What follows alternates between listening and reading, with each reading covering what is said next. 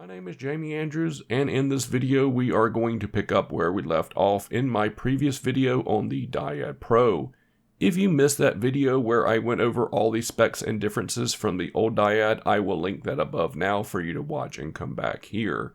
One unique feature is the detergent injection system, which Roborock claims will yield one full cartridge to 20 full water tanks, or 4.7 milliliters per one tank of water. That equates to roughly a 1 to 200 dilution ratio.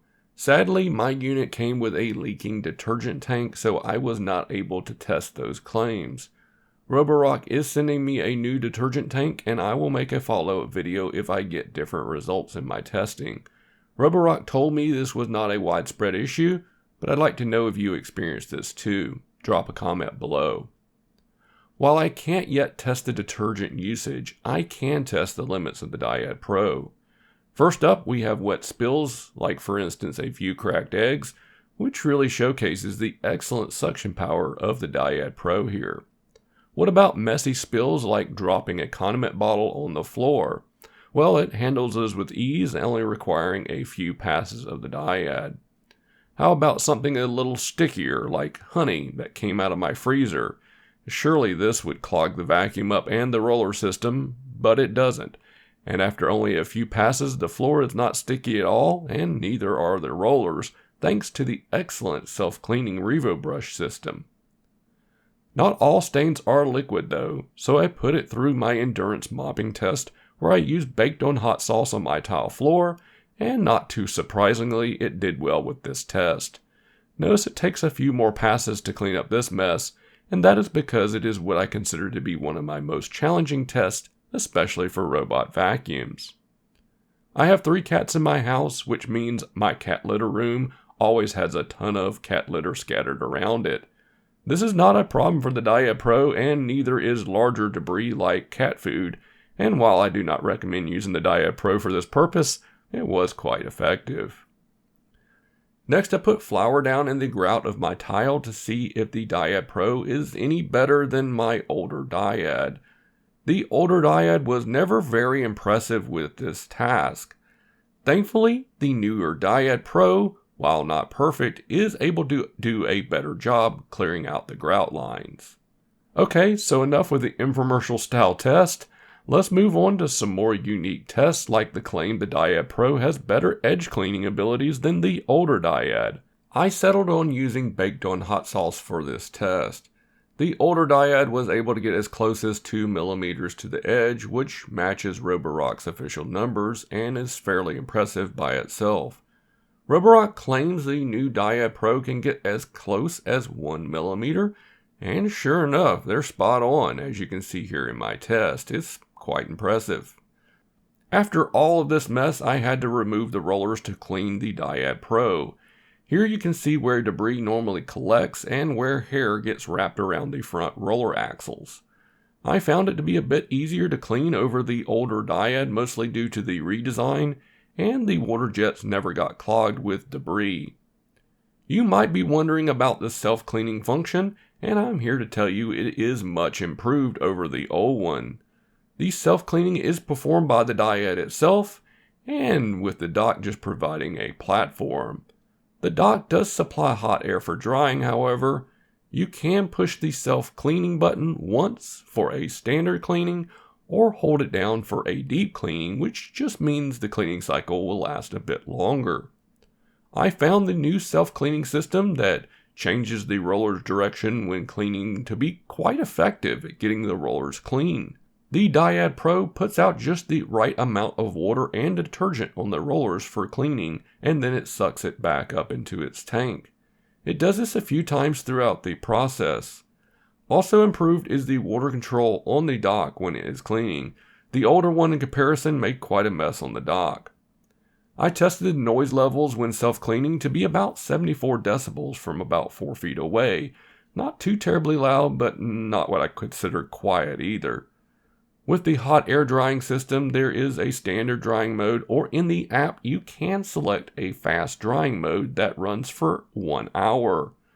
I found the dock would pull about 29 watts and 0.41 amps while charging the Dyad Pro, and when the hot air dryer comes on, It increases that load by about 18 watts and about 1/4 of an amp. The sound when running is barely noticeable from 4 feet away, only increasing 3 decibels.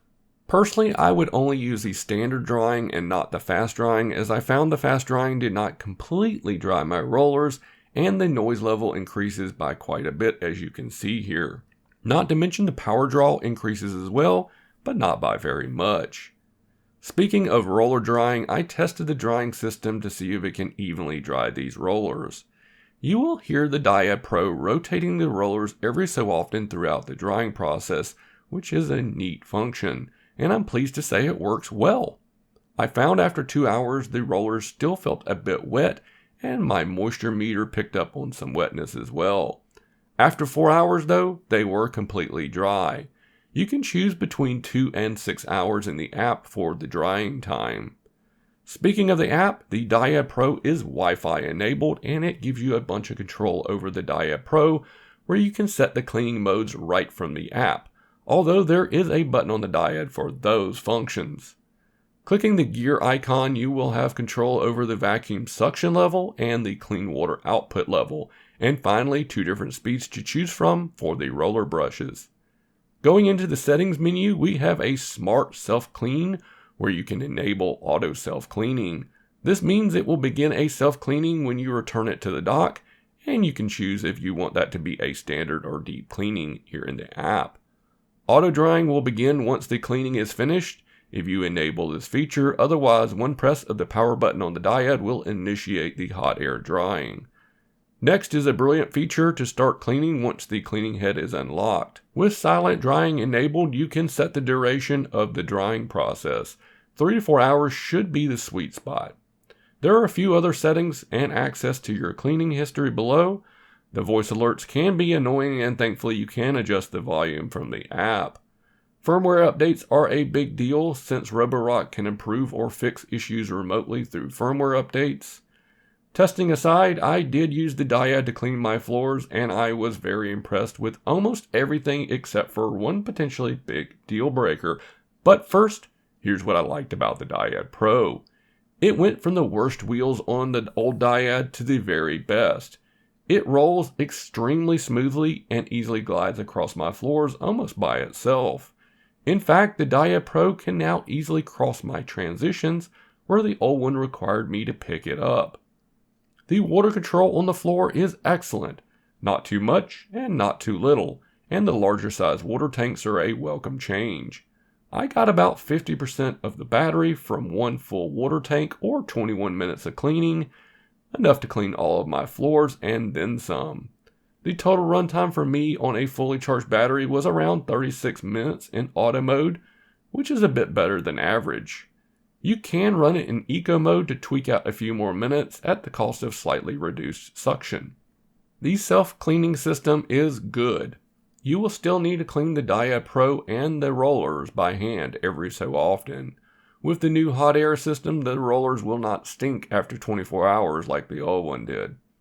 Aside from my leaking detergent tank, I love the idea of the detergent injection system, which allows me to refill the clean water tank with warm water each cleaning without wasting detergent.